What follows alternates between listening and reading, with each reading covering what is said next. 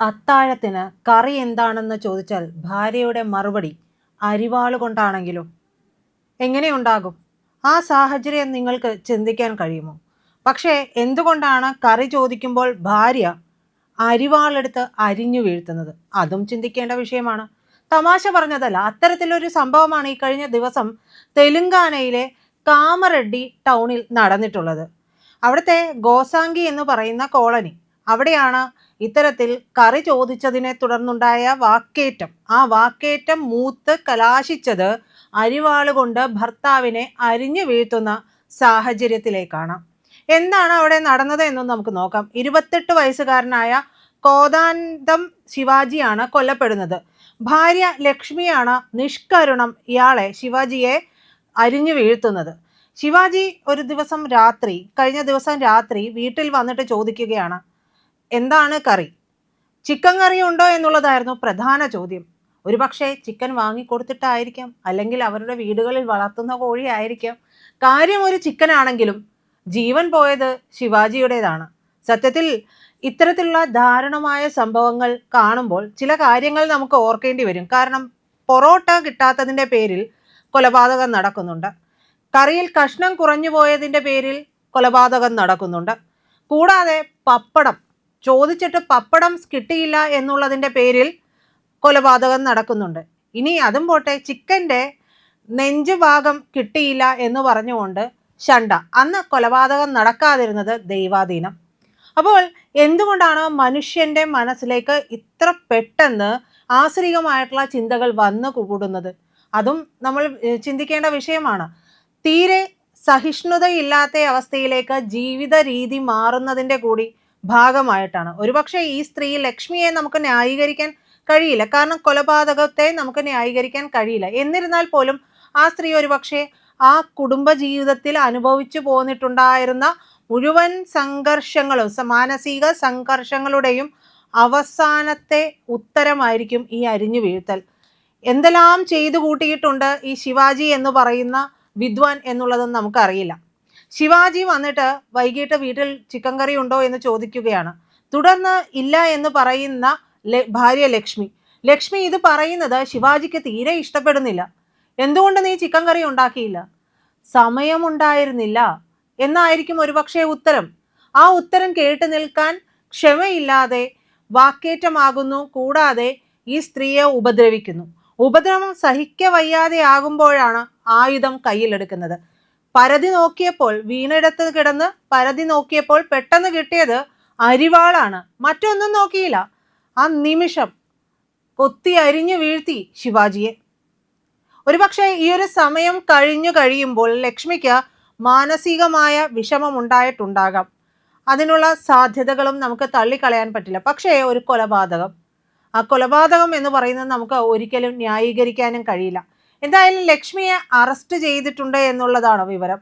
നമുക്കറിയാം, നമ്മുടെ ബന്ധങ്ങളിലൊന്നും പഴയ പോലെയുള്ള ഇഴയടുപ്പങ്ങളില്ല. പലതിനും വേണ്ടിയുള്ള ബന്ധങ്ങളായിട്ട് മാറുന്നുണ്ട്. ഇതിപ്പോൾ ഒരു സുവിശേഷ പ്രസംഗം നടത്താൻ വേണ്ടിയിട്ടൊന്നുമല്ല, അല്ലെങ്കിൽ സദ്വചനം കൊട്ടി ഘോഷിക്കാൻ വേണ്ടിയിട്ടൊന്നുമല്ല. ഇത്തരത്തിൽ രക്തം വാർന്നൊഴുകി ശിവജി മുന്നിൽ കിടന്നും മരിക്കുമ്പോൾ ലക്ഷ്മി എന്ന് പറയുന്ന അയാളുടെ ഭാര്യയ്ക്ക് യാതൊരു മാനസിക വ്യതയും ആ സമയം വരെ ഉണ്ടായിട്ടില്ല. കാരണം ആ കോപാഗ്നിയിൽ നിന്ന് ലക്ഷ്മി മാറിയിട്ടുണ്ടായിരുന്നില്ല എന്നുള്ളതാണ് മനസ്സിലാക്കേണ്ടത്. നിയമ നടപടികളൊക്കെ നടക്കുന്നുണ്ട്. ശിവാജിയുടെ സഹോദരൻ സുരി നൽകിയിട്ടുള്ള പരാതിയിൽ പോലീസ് കേസെടുത്ത് അന്വേഷണമൊക്കെ നടത്തി. ഭാരതീയ ന്യായ സംഹിത, അതായത് BNS സെഷൻ 103(1) പ്രകാരം കൊലക്കുറ്റത്തിനാണ് ലക്ഷ്മിയുടെ പേരിൽ കേസെടുത്തിട്ടുള്ളത്. തിങ്കളാഴ്ച ലക്ഷ്മിയുടെ അറസ്റ്റും രേഖപ്പെടുത്തി. നമുക്കറിയാം, ഓരോ ദിവസം കഴിയുന്തോറും വാർത്തകളിൽ നിറയുന്നത് മുഴുവൻ മരണമാണ്. മരണം എന്ന് പറയുന്നത് സ്വാഭാവിക മരണമല്ല, കൊലപാതകങ്ങളാണ്. ഈ കൊലപാതകങ്ങൾ എന്ന് പറയുന്നത് പൂർണ്ണമായിട്ടും നമ്മൾ അതിൻ്റെ അവസാനം, അതിൻ്റെ ഏറ്റവും ഒടുവിൽ അതിൻ്റെ റൂട്ട് എന്താണെന്ന് നോക്കിയാൽ അസഹിഷ്ണുതയാണ്. തീരാത്ത അസഹിഷ്ണുതയാണ്.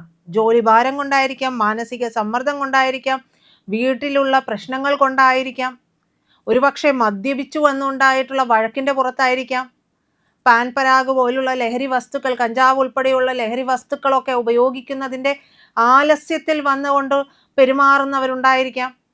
ഇതെല്ലാം നടക്കുന്നുണ്ട്. അപ്പോൾ പപ്പടം മുതൽ ഇങ്ങോട്ട് നോക്കിക്കഴിഞ്ഞിട്ടുണ്ടെങ്കിൽ ഏതൊരു വസ്തുവും കിട്ടാതിരുന്നിട്ടുണ്ടെങ്കിൽ അടുത്ത വഴി എന്ന് പറയുന്നത് ആ ചെയ്തു തരാത്തവനെ ഇല്ലാതെയാക്കുക. അത്രത്തോളം ക്രൂരമായി ചിന്തിക്കാൻ മനുഷ്യ മനസ്സിന് കഴിഞ്ഞു തുടങ്ങിയിട്ടുണ്ട്. നിരന്തരമായിട്ട് നമ്മളിത് കേട്ടുകൊണ്ടിരിക്കുകയാണ്. നമ്മൾ ഇന്നലെയും ഒരു സ്റ്റോറി പറഞ്ഞിട്ടുണ്ടായിരുന്നു, നെടുങ്കണ്ടം ഇരട്ട കൊലപാതകം.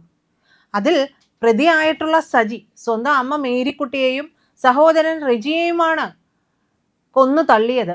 കൊന്നു തള്ളുക മാത്രമല്ല, ആ മൃതദേഹങ്ങൾ വീടിനുള്ളിൽ ആരും കാണാതെ ഒളിപ്പിച്ചു വെക്കുകയും ഒളിപ്പിച്ച മൃതശരീരങ്ങൾക്കൊപ്പം 2 മൃതശരീരങ്ങൾക്കൊപ്പം ദിവസങ്ങൾ ചിലവഴിക്കുകയും ചെയ്തു.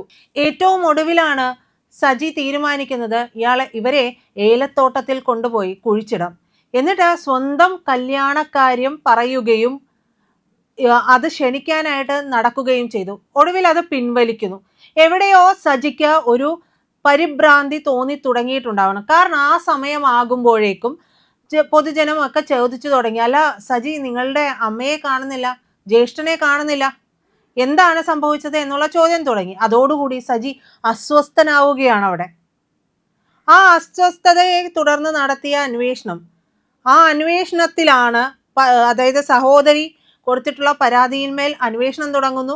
ഇവരുടെ ഏലത്തോട്ടത്തിൽ ഒരാളുടെ കാൽ മണ്ണിനടിയിൽ നിന്ന് പുറത്തു വന്ന് നിൽക്കുന്നതായി കാണുന്നു. ഇതെല്ലാം ചേർത്ത് അന്വേഷണം പുരോഗമിച്ചപ്പോഴാണ് തൻ്റെ അമ്മയെയും സഹോദരനെയും കൊന്ന കുറ്റം യാതൊരു മനസാക്ഷി കുത്തുമില്ലാതെ സജി തുറന്നു പറയുന്നത്. പോലീസ് പോലും ഞെട്ടിപ്പോയി. ഇപ്പോഴത്തെ സംഭവങ്ങളൊക്കെ അങ്ങനെയാണ്. ഈ അന്വേഷണ ഉദ്യോഗസ്ഥരായിട്ടുള്ള പോലീസ്, ഇനി മറ്റേത് ഏജൻസി ആയും ആയിക്കോട്ടെ, ചില കൊലപാതക കുറ്റങ്ങളുടെയൊക്കെ ചുരുളഴിയുമ്പോൾ പോലീസ് പോലും ഞെട്ടുകയാണ്. കാരണം അവരൊക്കെ ചിന്തിക്കുന്നതിനും അപ്പുറം വെറും സാധാരണക്കാരായിട്ടുള്ള ഈ പ്രതികൾ ചിന്തിക്കുന്നു, അത് വളരെ കൃത്യമായിട്ട് ആസൂത്രണം ചെയ്ത് നടപ്പാക്കുന്നു എന്നുള്ളതാണ്.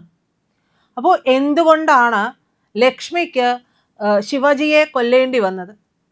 ശിവജി എന്ന് പറയുന്ന പുരുഷനെ കുറിച്ചുള്ള കൂടുതൽ വിവരങ്ങൾ കൂടി പുറത്തു വരേണ്ടതുണ്ട്. അവരെ അതുവരെയും മാനസികമായി ബുദ്ധിമുട്ടിക്കുകയോ ശാരീരിക മർദ്ദനങ്ങൾ ഏൽപ്പിക്കുകയോ ചെയ്തിട്ടുള്ള ഒരു വ്യക്തിയാണോ?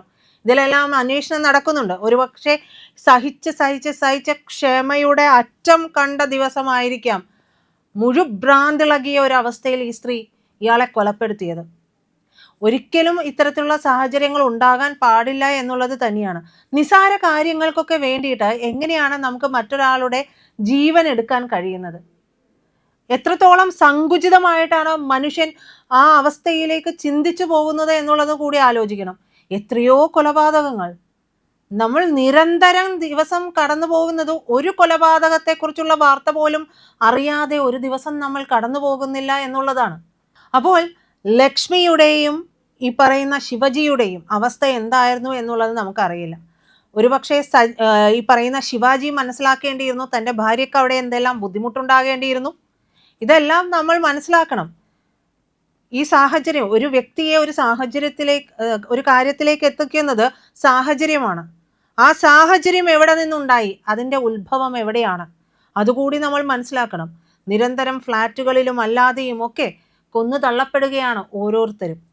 നിഷ്കരുണം കൊല്ലുകയാണ്. പണ്ടൊക്കെ നമ്മൾ കേട്ടുകൊണ്ടിരുന്നത് ഒരു റിപ്പർ ചന്ദ്രനെയൊക്കെ ആണെങ്കിൽ ഇന്ന് ഓരോരുത്തരും കൊലപാതകികളായിട്ട് മാറുന്ന സാഹചര്യം. അതിന് ആണെന്നോ പെണ്ണെന്നോ വ്യത്യാസമില്ലാത്ത സാഹചര്യം. എന്തായാലും അന്വേഷണം കൂടുതൽ നടക്കുന്നുണ്ട്. ലക്ഷ്മി ചെയ്തിട്ടുള്ള കുറ്റത്തിന് ലക്ഷ്മിക്ക് തക്കതായിട്ടുള്ള ശിക്ഷ ലഭിക്കുമെന്ന് തന്നെ നമുക്ക് പ്രതീക്ഷിക്കാം.